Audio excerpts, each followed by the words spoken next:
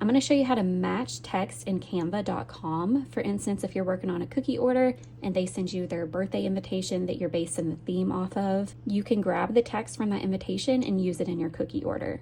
Create a new design is where you start. It's going to pull up at this window automatically. I change it from px to inches. 3x3 is usually what I type in. It's the first one here that I usually select. So if you have a recent, you can select it or type in what you want. Create new design. For this, it doesn't matter what size. Now I need to bring in the picture of the invitation that my client sent me. So I went to Google and I'm just bringing this image in. I'm going to screenshot it. I'm going to include the invitation here too because I might try to make a cookie cutter out of it. So let's bring this whole thing in, just drag and drop. I'm going to make it bigger, that way I can use it as my inspo picture. And if we want to be fancy here, position, come over here. Again, all this you can do without Canva Pro. Center, middle, and now it's nice and center. I'm going to duplicate it by hitting this button here, duplicate page. And now this is the page I'm going to mess around with. I'm going to hit background remover. That's a Canva Pro option. You see if it has a little crown, that's how you know it's Canva Pro. So this would not be a good cookie cutter because when I removed the background, it removed, there was a flower here, so it removed part of it. And that's okay because I can show you how to do that in Procreate as well. I'm gonna come up here to edit, over here, move this arrow under Magic Studio, grab text, again, Canva Pro option. It's gonna automatically think and grab. See, it's grabbing all the text. I'm gonna make sure it's on click. And then I'm going to click which one I want. Grab. The one that it's all purple is what it's selecting. This right here. And see why I duplicated the page because it's going to change it. But it pulls the text closest to what's in Canva. So if I click on this, it's telling you the name of it. I'm going to erase this because I don't want to put that on a cookie. And if you don't like how far it is right here, I'm going to select it, come up here to spacing. And I'm going to come to letter spacing and I'm going to close that in some. And then I can make it bigger here. And if you're using a projector, which I have up here, I keep my projector here on the Archon mount because this is where I work on cookies. You can go ahead and flip it by using this. Flip it to 180. Or if you like to keep it, I usually just scoot it over, duplicate it. And then you can flip it here by turning this, or you can come to position down here to rotate, and you can type in 180. Let's go ahead and try to make a cookie cutter out of this. If we wanted to match this exactly, I'll show you how to do that. All right, screenshot this, slide down to your empty page, drag it in, background remover, edit, shadows, outline. Okay, see how there's these little gaps? Those are nightmares for cookie cutters. Coming down to size, and I'm making it bigger until it touches. See that? So that is how I would make a cookie cutter from the crown on their invitation. While we are here, let's try to bring this image into Procreate, and we're going to trace it to get this cookie cutter exactly. I am no professional at Procreate, but I will show you what I do know. Come up to the plus sign. I always do screen size. Okay, first we got to save the photo from Canva. So I'm going to go to my Canva. Canva automatically saves. So here's what we were working on my laptop. Here's the image that I need. I'm going to upload it, save as. I only want this first page. Let's go back to Procreate, come to this wrench, add, insert a photo, click it, go ahead and make it bigger. The layers button, add layer, come into the pen. I keep it on mono line. You can click it and make sure like the options are how you want it. I like it where it kind of helps. Again, I don't know all this technicality, but see how it's like helping me arch it. So that's what I'm keeping it at.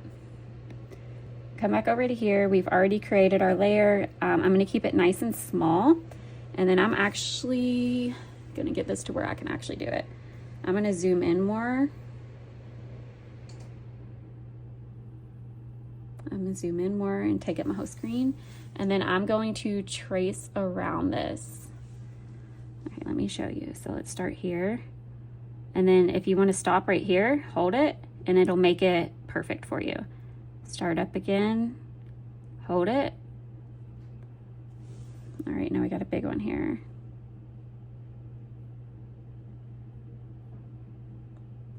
And see, I'm gonna hold it, and it corrected me to a straight line, which is great if that's what I needed, but that's not what I needed.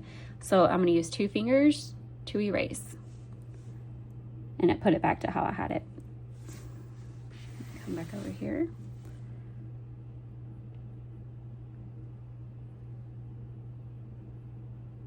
So there's the outline.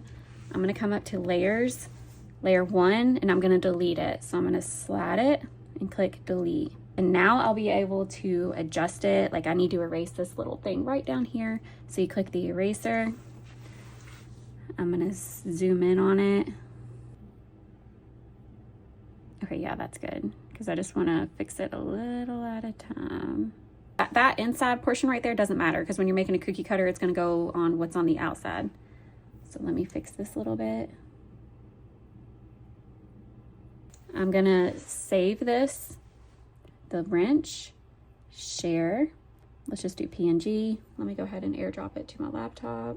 Here we go. I'm going to turn it to 90 degrees. Background remover. And there's our outline that we can use for a cookie cutter. Okay, now we're gonna go to cookiecad.com. Check it out. They have some automatic shapes down here, which I'm pretty sure I've used every single one of those so far. But we're gonna drag in our shape that we just created.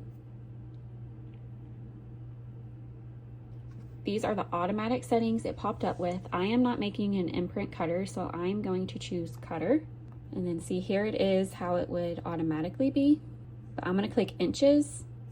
Oops, let me turn this back. And we're gonna look at this number here. It's gonna update. This is a little glitch they have now, but it'll update whenever I start clicking. I'm gonna make sure this area is close to 7 inches. So I'm going up, 6.99, super close. And that is at 3.75 inch cookie cutter.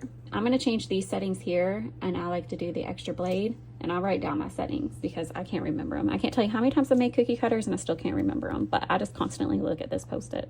So if you look at it from this side, if you look right here, that very top blade, that's the sharp blade. So I'm gonna remove it. See how it went away? I just go ahead and keep it now. This is exactly what it's gonna look like.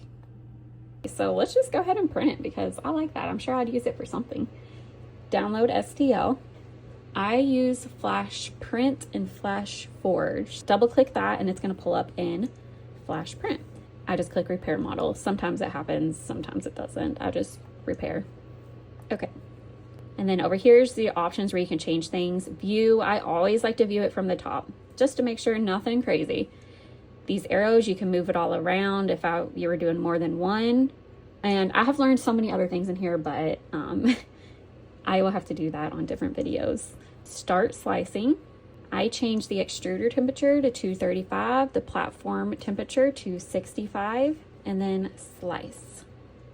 You can go ahead and slice preview. This will show you all that stuff, which again, I'm not tech savvy. I don't know what any of that means, but I just am nosy and like to know how long it's gonna take. That's gonna take 17 minutes, which is actually quite long. It does have a lot of curves, but we also have a lot of height settings that we changed.